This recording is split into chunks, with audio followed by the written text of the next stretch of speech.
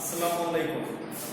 সৃষ্টি central school and college Ashulia শাখা কর্তৃক আয়োজিত অনলাইন ভিডিও ক্লাসে সকলকে স্বাগত জানাচ্ছি। আজকে আমরা তোমাদের পাঠ্য বইয়ের গুরুত্বপূর্ণ একটা প্রবন্ধ নিয়ে আলোচনা করব,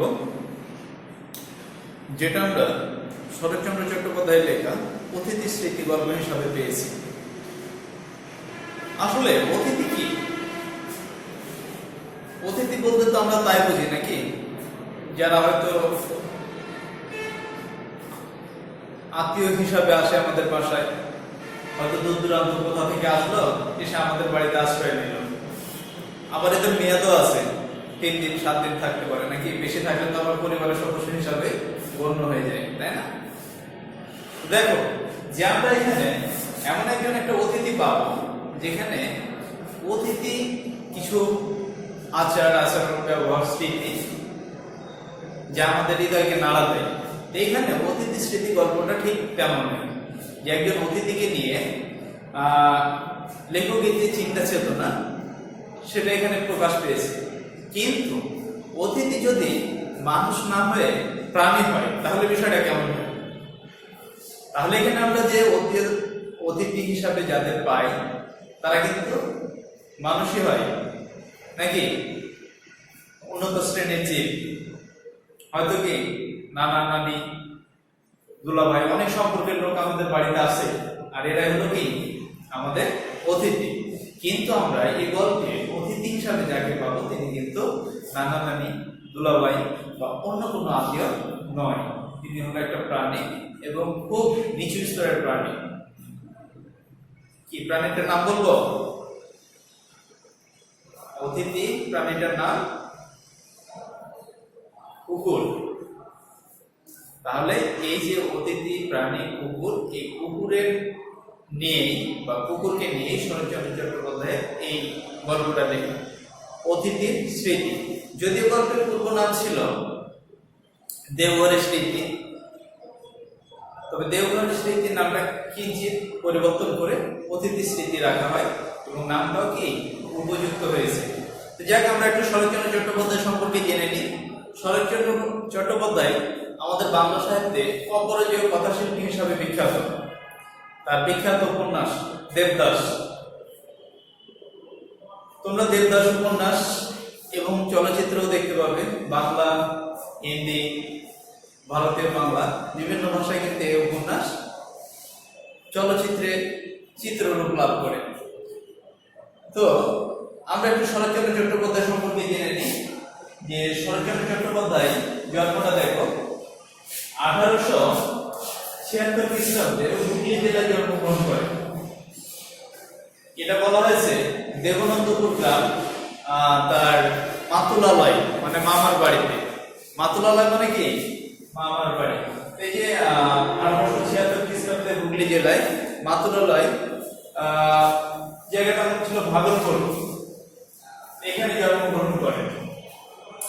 তবে ছোটবেলা থেকে তিনি দারিদ্র সীমার মধ্যে বড় হন, তাই তিনি মিয়ানমার রেঙ্গুনে যান এবং সেখানে 1903 সালে গমন করেন এবং 1916 সাল পর্যন্ত ছিলেন, 13 বছর। এই কয়েক বছর কিন্তু তিনি সেখানে অবস্থান করেন, ঠিক আছে? তো এই অবস্থান করেন এবং সেখানে অবস্থানকালে তিনি সাহিত্য রচনায় মনোনিবেশ করেন, আত্মনিয়োগ করেন। আর 1907 সালে কিন্তু তার একটা গুরুত্বপূর্ণ উপন্যাস, যেটা আমাদের কাছে খুবই গুরুত্বপূর্ণ এবং বহুল পরিচিত, যেটা তার বড় দিদি। 1907 সালে, এটা আমাদের মাথায় রাখতে হবে।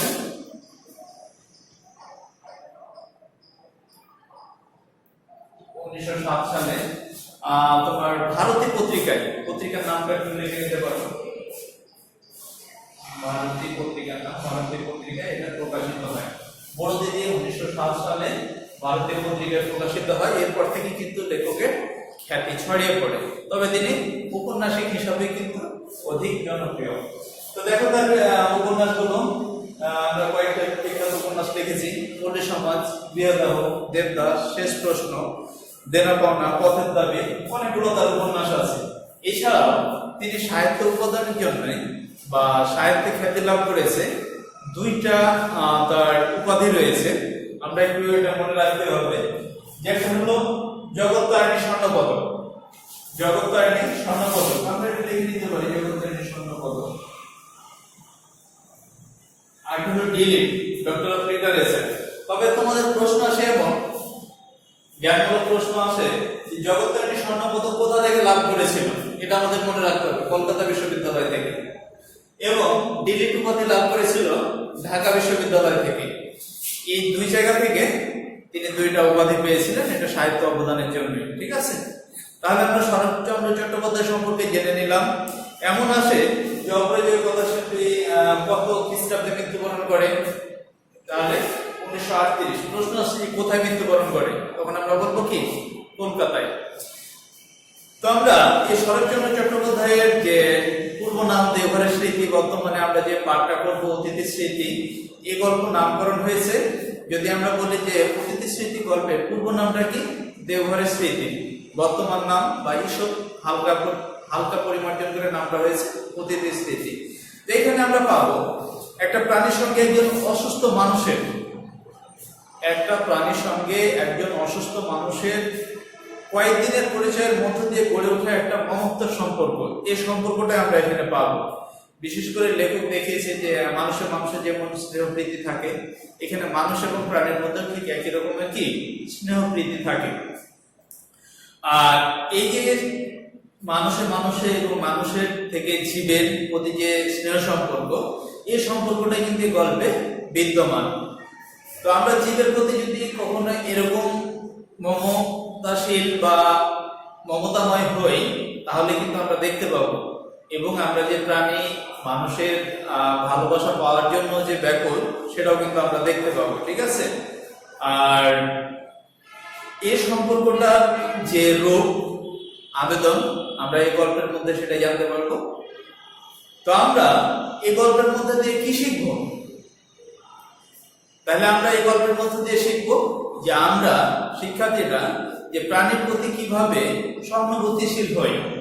ধরো যে কেউ কোনো জায়গায় ভ্রমণ করলেন এবং সেখানেও গিয়ে এরকম একটা হয়তো প্রাণীর সঙ্গে, বা হয়তো দেখা যায় না অনেকের বাড়িতে বিড়াল আছে, বিড়াল বা অন্য কোনো প্রাণী দেখে সেটার ওই প্রেমে পড়ে গেলে সে প্রাণীটা তোমার কাছে কি অনেক প্রিয় হয়ে উঠলো।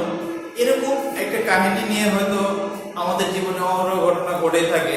তো ঠিক সেরকমই এই অতিথি স্মৃতি গল্প করে আমরা এই বিষয়টাই জানতে পারবো। তাহলে অতিথি স্মৃতি গল্পে শরৎচন্দ্র চট্টোপাধ্যায় যে দেওঘরে গিয়েছিলেন, ওই দেওঘরে যাওয়ার পরে তিনি যে ওই চাকর, মালিনী বিভিন্ন কেউ থাকতে তিনি যে একজন প্রাণীর প্রতি, একটা কুকুরের প্রতি আসক্ত হয়েছিলেন, তার ভালোবাসায় সিক্ত হয়েছিলেন। তো আমরা দেখতে পাই যে অতিথি স্মৃতি গল্পে লেখক যখন তিনি তার অবস্থার উন্নতির জন্য চিকিৎসকের পরামর্শ অনুযায়ী তিনি বাগানবাড়ি বা দেওঘরে অবস্থান করছিলেন। মূলত উদ্দেশ্য ছিল বায়ু পরিবর্তন, অবস্থা বা জায়গার পরিবর্তন। তো এই অবস্থায় তিনি যখন সেখানে অবস্থান করলেন, অবস্থার সময় তিনি যখন বাইরে ঘুরতে গিয়েছিলেন, ঘুরতে যাওয়ার পরে একটা ফিরে আসার সময়, সন্ধ্যার সময় তিনি একটা সঙ্গী পেয়েছিলেন। এই সঙ্গীটা তাকে প্রথম দিন বাড়ি পর্যন্ত পৌঁছে দিলেন।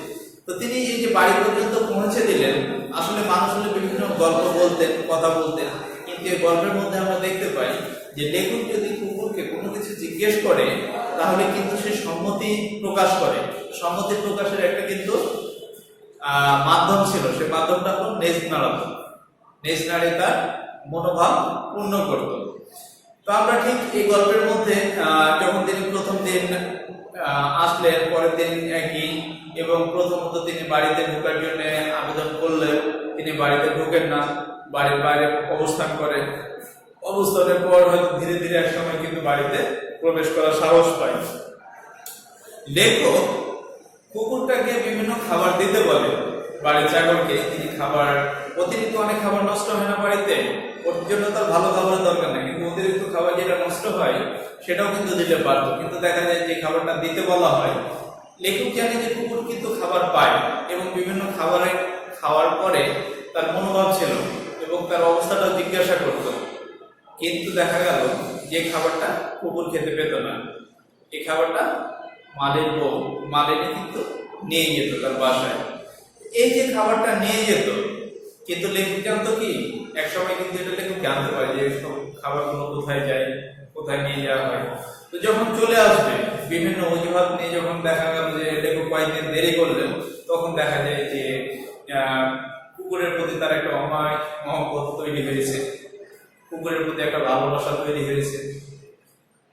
এই যে কুকুরের প্রতি তার একটা ভালোবাসা তৈরি হয়েছে, এমনকি আমরা গল্পের শেষ প্রান্তে দেখতে পাবো যে লেখক যখন ওই জায়গা থেকে বাড়ি অবধি চলে আসবে, তখন কিন্তু ট্রেনে স্টেশনে যে গরু গাড়িতে করে তাকে পৌঁছে দেওয়া হবে, সেখানেও দেখা যাবে কুকুর তাকে কি অভ্যর্থনা জানাতে এসেছে, শেষ বিদায় জানাতে এসেছে। এর পূর্বে যখন দেখা যেত যে তোমার লেখকই বিদায়ের জন্য বিভিন্ন যে পোশাক আশাক প্রয়োজনীয় জিনিসপত্র ছিল, এগুলো যখন তার চাকর বাকররা গাড়িতে উঠানোর চেষ্টা করছিল বা উঠাছিল, তখন কিন্তু কুকুর খুব দৌড়াদৌড়ি করে সেগুলো দেখছিল যে হয়তো কোন জিনিসটা থেকে গেল কিনা। দেখা গেলো যে ট্রেন ছাড়তে 1 মিনিট দেরি, সে সময়ে দেখা যায় যে কুকুরটা নির্বাক দৃষ্টিতে তাকিয়ে আছে যে হয়তো সে ফিরে আসছে। এমনকি দেখা যায় লেখক উল্লেখ করেছেন যে সবারই কিন্তু একটা উদ্দেশ্য ছিল, এই যে জিনিসপত্রগুলো গাড়িতে তুলে দেওয়া, পৌঁছে দেওয়া, সবারই কিন্তু একটা উদ্দেশ্য ছিল যে সে কিন্তু বকশিস পাবে। সবাই কিন্তু এই উদ্দেশ্যই ছিল যে কিছু বকশিস পাওয়া যাবে।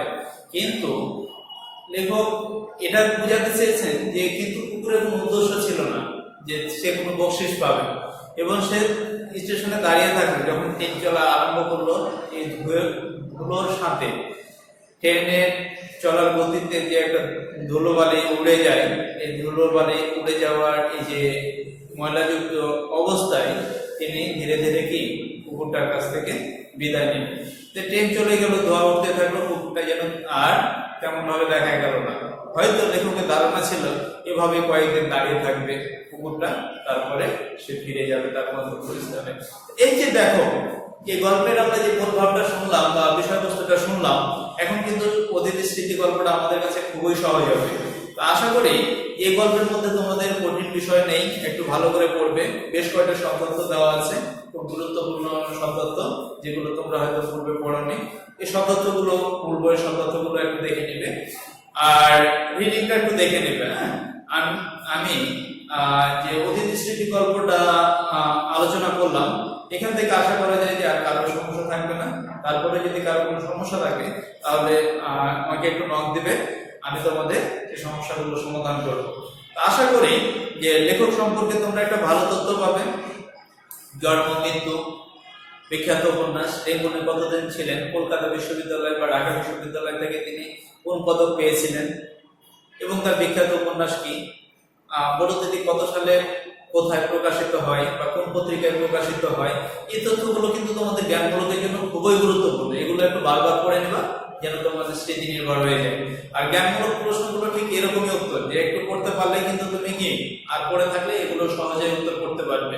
তো আশা করি সবাই ভালো থাকবে এবং নিয়ম মেনে, স্বাস্থ্যবিধি মেনে চলাফেরা করবে। আর আমরা যে তোমাদের অনলাইন সেবায় আছি, তোমরা স্বতঃস্ফূর্তভাবে এই ক্লাসে যোগদান করবে, তাহলে পরে তোমরা কি সহজে তোমাদের পাঠটা বুঝতে পারবে। আমরা তোমাদের সার্বিক সহায়তায় আছি। তাহলে এই বলে আজকের বাংলা ক্লাস শেষ করছি। সবাইকে ধন্যবাদ, ভালো থেকো, সুস্থ থেকো, আল্লাহ হাফেজ।